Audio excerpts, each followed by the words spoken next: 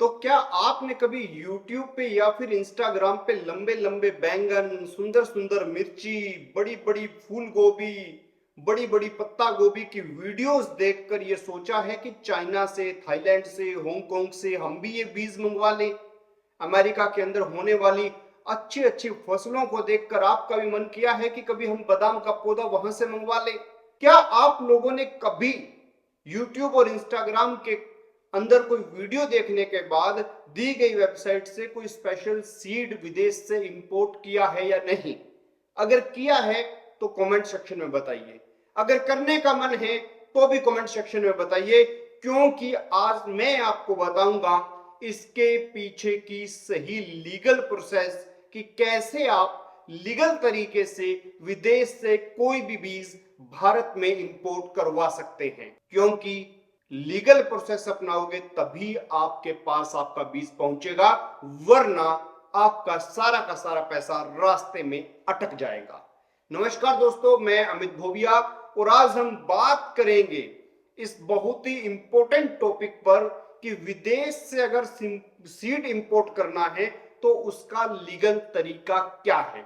तो सिंपल सी बात है, बहुत से लोग आजकल ये सोचते हैं कि हम विदेशी बीज मंगवाएं, क्योंकि प्याज का विदेशी बीज बहुत कामयाब है, विदेशी फूलों के पौधे बहुत कामयाब है। तो सबको यह मन करता है कि डायरेक्ट फॉरेन से उनकी वेबसाइट से हम सीड ऑर्डर करें और भारत में हमारे पास पहुंच जाए। लेकिन आपको बता दूं कि अगर आप ऐसा करते हैं तो हो सकता है कि एयरपोर्ट पर आपका मंगवाया हुआ बीज का पार्सल सीज हो जाए, आपका पैसा भी जा सकता है और आपके खिलाफ लीगल कार्रवाई भी हो सकती है।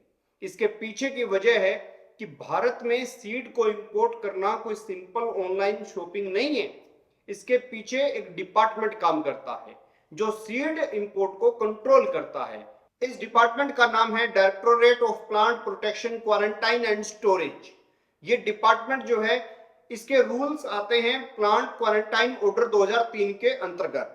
इसका ये काम है कि ये इंश्योर करता है कि किसी भी प्रकार की डिजीज या कोई भी बाहर का पेस्ट यानी कोई भी कीड़ा सीड के जरिए भारत में ना आए, क्योंकि अगर आएगा तो उससे इंडियन एग्रीकल्चर को नुकसान होगा।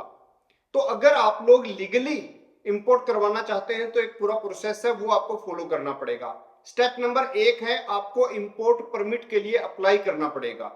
इसके लिए आप अप्लाई करेंगे plant quarantine authority of India से, जो आपको इंपोर्ट परमिट के लिए मंजूरी देंगे।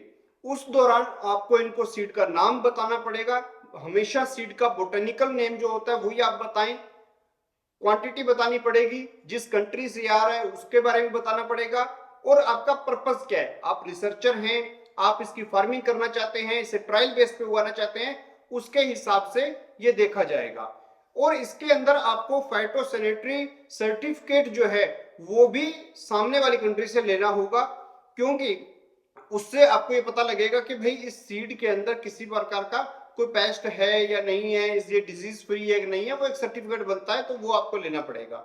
इसके बाद में जब ये सीड इंडिया पहुंचेगा तो एयरपोर्ट पर इसकी चेकिंग होगी, और अगर मन करे डिपार्टमेंट का तो वो इसकी लैब टेस्टिंग भी करवा सकता है। अगर सब सही हुआ तभी सीड आपको मिलेगा। तो आप इस बात को ध्यान में रखें कि अगर कोई इशू उस सीड के अंदर पाया गया तो वो सीड टोटली डिस्ट्रॉय कर दिया जाएगा प्रॉपर लैब कंडीशन के अंदर। और अगर उन्हें लगा कि आपने ये सब कुछ जानबूझ के किया है तो आपके खिलाफ जो है एक कार्रवाई भी हो सकती है, क्योंकि जो विदेशी सीड होते हैं उनके ऊपर भारत के अंदर इसलिए बैन लगाया जाता है क्योंकि देखो सारी कंट्रीज को पता है। अब मान लो अमेरिका वाले हैं, उनसे अपन कोई चीज मंगवा रहे हैं, उनको इंडियन क्रॉप सिस्टम को खत्म करना है, तो वो वहां से कोई ऐसी बीमारी भेज देंगे जिससे पूरा का पूरा एग्रीकल्चर सिस्टम खत्म हो सकता है। क्योंकि आपको पता होगा कॉटन के अंदर गुलाबी सुंडी आई, उसने पूरा सिस्टम खराब कर दिया। तो ये एक प्रकार से वेपन के रूप में कंट्रीज इस्तेमाल करती हैं एक कंट्री से दूसरे कंट्री के खिलाफ। तो इसमें फार्मर्स को भी ये सोचना चाहिए कि भाई हमारे देश के लोगों को नुकसान ना हो, फार्मिंग को नुकसान ना हो, इसलिए विदेश से मंगाने की बजाय आप इंडियन जो कंपनीज है उन्हीं का इस्तेमाल करें। और अगर आप मंगा भी रहे हैं तो जो प्रॉपर डिपार्टमेंट बना हुआ है उससे सीड को जरूर चेक करवा लें, क्योंकि वरना हमारे लोगों का बहुत नुकसान हो सकता है। आपको पता होगा कि भारत के अंदर कई प्रकार के ऐसे घास जैसे कांग्रेसी घास है। जब हम अमेरिका से गेहूं मंगाते थे, पता लगा कि तब बहुत प्रकार के बिना मतलब के घास जो इंडिया में थे ही नहीं और आज तक इंडियन किसानों की आफत बने हुए हैं, वो सब भारत में आ गए। तो इसीलिए मैं कहता हूं कि जब भी आपको मंगवाना हो, सीड को सही तरीके से मंगाएं। क्योंकि आप तो सीड मंगा लेंगे, उसके अंदर जैसे भारत के अंदर जेनेटिकली मॉडिफाइड सीड है, ये बैन है। भारत में कई लोग मंगवाते भी हैं, पर आप ये मान के चलिए कि भारत सरकार ने अगर उन्हें बैन किया है तो उसके पीछे की कोई वजह है। वो यहाँ पे किसी भी प्रकार का फार्मर्स का नुकसान नहीं होना देना चाहती।